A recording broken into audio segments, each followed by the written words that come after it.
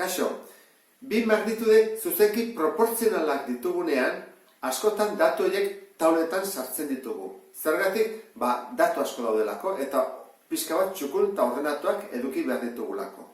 Eta nola ulertzen da hobekien?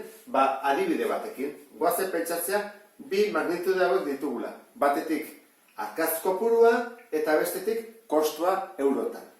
Orduan, bi arkatzek balio badute 0,80 euro edo 80 zentimo, arkatz batek zenbat balio du. Eta lau arkatzek zenbat balio dute. Eta 10 arkatzek. Orduan, hau betetzeko zer egiten da? Goazen ikustea. Bi arkatzek 0,80 balio badu, arkatz batek zenbat balioko du? Erdia, ezta? Zera, zati bi. Orduan, honen erdia 0,40. Eta izan berrian bat, lau baldin baditugu, zenbat izango da? Hau, bider lau. Edo nahi bada, biaren bikoitza.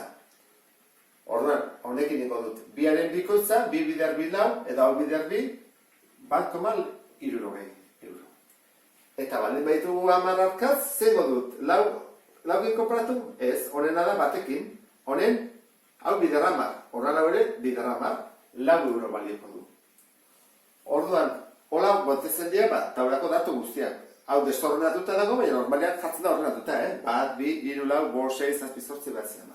Orduan, guazen ateatzea horren arrazoiak. Hau da, arrazoi bat, bi zati 0,80, berdin bat zati 0,40, berdin lau zati 1,60, berdin 10 zati lau, eta zer gertatzen da zatiketa egingo bagenu. Zatiketa egiten badu, atatzen da beti berdina. 2,5. Eta honi, deitzen zaio proporzionaltasun konstantea. Zergatik, zatiketa egiterakoan beti atatzen zaidalako zenbaki berdina. 2,5. Eta horrein deitzen zaio arrazoiaren zatidura ere bai. Orduan, nik arrazoia zatitzen badut, atatzen zait proporzionaltasun konstantea. Hoi askotan erabiltzen da.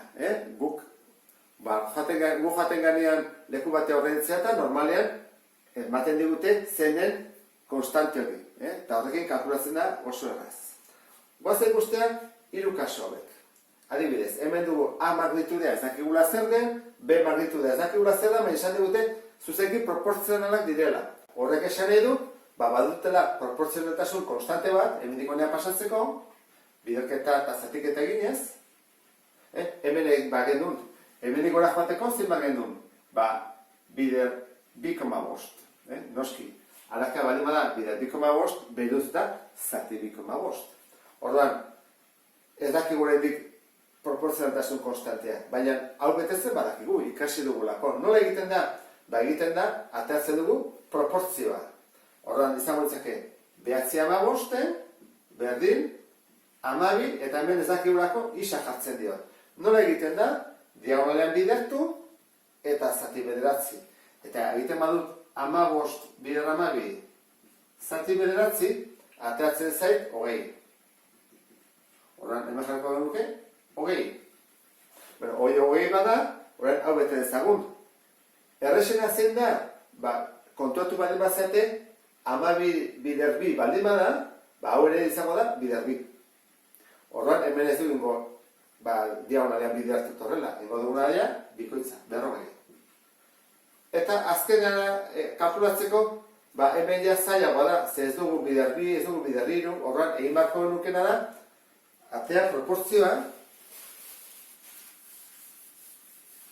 horren proportzio izan zake, 24, 40, eta hemen 50, eta hemen isa, horren egin barko nuke, 50, bider 24, zati 40. Atako ez zailuke, 30. Hoi da bat.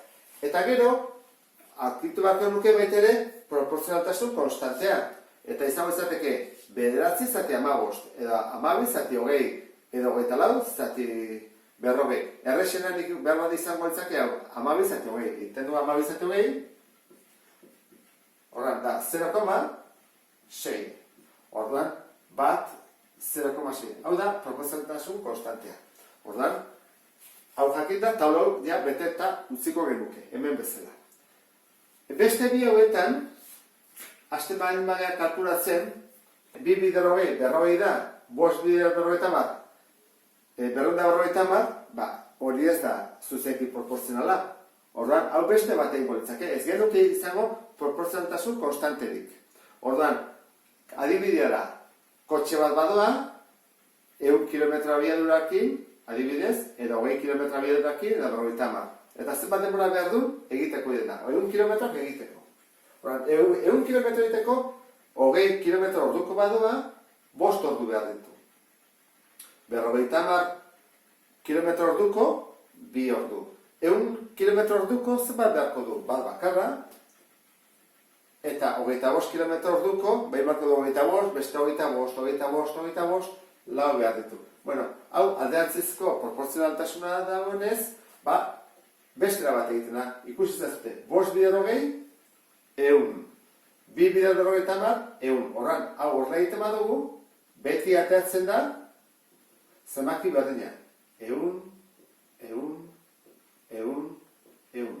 Orduan, alderantzizko proporzionaltasuna denean bestera bat egiten da.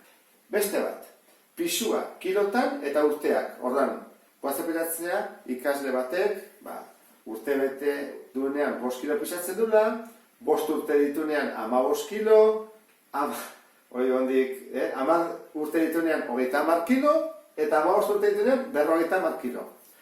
Zuzenki proporzionala da, hasten bag egiten, 5 bider 5, 25, hemen 15, ez du betetzen. Igual baten beteko du, baina normalean ez du betetzen. Aski da, behin bakarrik fallatzea, esateko ez dela proporzionala. Behin bakarrik, Horran, proporzionala izateko beti bete behar du. Bestela ez da. Horran, hau izango ezake ez ezkoa.